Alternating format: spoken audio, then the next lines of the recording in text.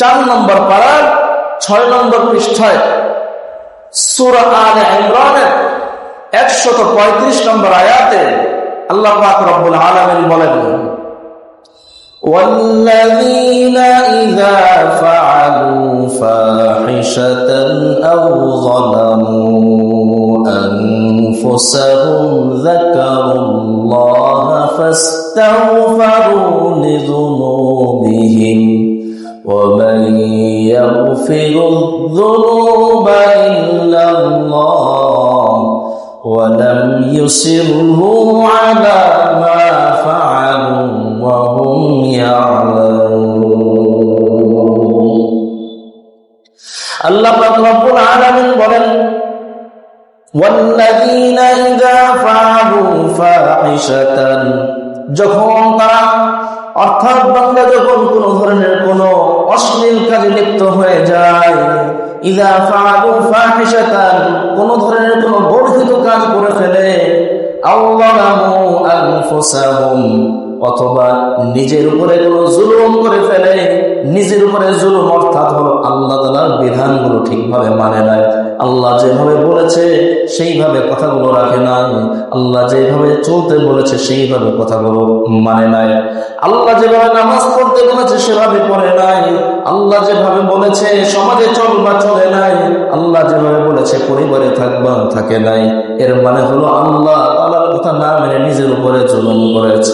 আল্লাহ বলেন, যখন কোন ব্যক্তি অন্যায় কাজের মধ্যে লিপ্ত হয়, যখন কোন ব্যক্তি কোন খারাপ কাজে লিপ্ত হয়, নিজের উপরে জুলুম করে ফেলে, এরপরে বুঝতে পারে আল্লাহ আমার ভুল হয়ে গেছে, যাকারুল্লাহ ফাস্তাগফারু লিযুনুবিহিম, এরপরে আল্লাহ পাক রব্বুল আলামিনের কাছে আল্লাহকে স্মরণ করে তারপরে ক্ষমা চায়, আল্লাহ আপনি আমাকে মাফ করে দেন।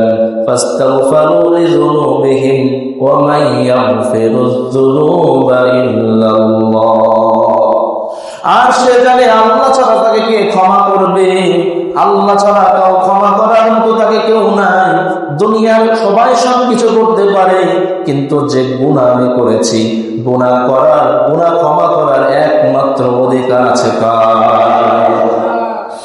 ওই আল্লাহ পাক রব্বুল আলামিন বলেন, ওই বান্দা মনে মনে ভাবে আল্লাহ তুমি ছাড়া তো ক্ষমা করার কেউ নাই। ওয়া মান ইয়াগফিরুয যুনুবা ইল্লাল্লাহ ওয়া লাম ইউসিররু আলা মা ফাআলু ওয়া হুম ইয়ালামুন, আর ভবিষ্যতে এই কাজ কখনো জেনে বুঝে এই কাজে লিপ্ত হবে না, এরকম প্রতিজ্ঞাও সে করে ফেলে। আল্লাহ বলেন, ওই বান্দাকে আমি আল্লাহ পাক সঙ্গে সঙ্গে ক্ষমা করে দেই। বলেন সুবহানাল্লাহ। তাহলে কি বুঝলেন? আল্লাযীনা ইযা ফাআলু ফাহিশাতান আও যালামু আনফুসাহুম, কোন গুনাহ করে ফেলেছে, অশ্লীল কাজে লিপ্ত হয়ে গেছে, আও যালামু আনফুসাহুম যাকারুল্লাহ, এরপর আল্লাহকে স্মরণ করে আল্লাহর জিকির হয়ে গেছে, আল্লাহ স্মরণ হয়ে গেছে, হায় হায় আমি তো এত বড় খারাপ কাজ করে ফেলেছি, আল্লাহ তো দেখে ফেলেছেন, আল্লাহ তো জেনে ফেলেছেন, কেউ তো জানেননি, আল্লাহ তো জেনেছেন। এটা জানার পরে ফাস্তাগফারু লিযুনুবিহিম, সে কি করে? নিজের পাপের জন্য কায়ে মনোবাক্যে একনিষ্ঠ মনে আল্লাহর কাছে ক্ষমা চায়, যেই ক্ষমা চাওয়ার ভিতরে কোনো ভণ্ডামি, কোনো লৌকিকতা নাই। 1 নম্বর শর্ত। এবং দ্বিতীয় শর্ত হচ্ছে আল্লাহ তাআলা এই আয়াতে শেষে বলেছেন, ওয়ালাম ইউসিররু আলা মা ফাআলু ওয়া হুম ইয়ালামুন, এবং ভবিষ্যতে এই কাজ সে করবে না, এই ব্যাপারে সে কি হয়? প্রতিজ্ঞাবদ্ধ হয়, জেনে বুঝে এমন কাজ সে করবে না। অর্থাৎ ধরেন কোন ব্যক্তি মদ খেত, জেনে বুঝে করবে না মানে কি? মদ খেত, সে বলে আমি মদ খাবো না, আল্লাহ ভবিষ্যতে যত দিন আছে, আমি যতদিন বেঁচে আছি জীবনে আর মদ খাবো না।